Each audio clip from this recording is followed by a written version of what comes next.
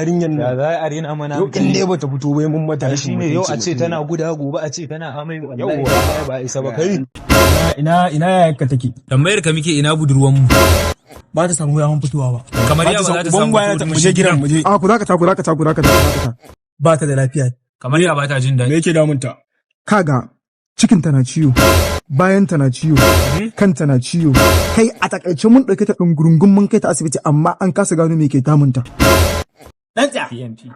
Wai ba ku da labarin Hajiya Chief Sarauniya TMP Fanna Muhammad Kawu? Ai wannan sarauniya da kuke ji da gani tana da duka magungunan da saji da za ta sha ta warke. Ai kar ku samu wata damuwa.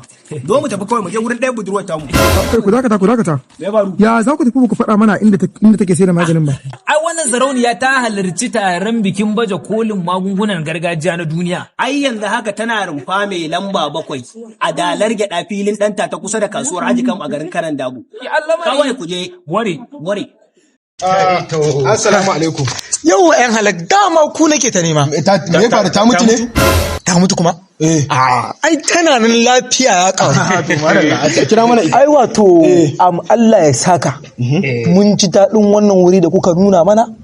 Lafiya yanzu sajida ƙarfi uwa doki. To madalla. Ai duk duniya ba wanda isa yana tawarin ku wallahi. Madalla. Kai dakata. Wai a cikin ku wane ne ke son sajidan? Ni ne nan wallahi. Ni za a goga wa fenti? Ni zan aureta. Ni za a goga wa fenti. Rako ne yake yi fa. Yana da matsala ko na kai kake rako ni rako ne kake yi. Yana da matsala karka da. Haka muka yi da kai Sajida kuma ni na ci. Rake kai ni yake rakowa fa. Karka ji komai ka gama salsalin nashi ko. Ku je ku gama yanke shawaran wa zai aure ta. Ni za ka goga wa fenti?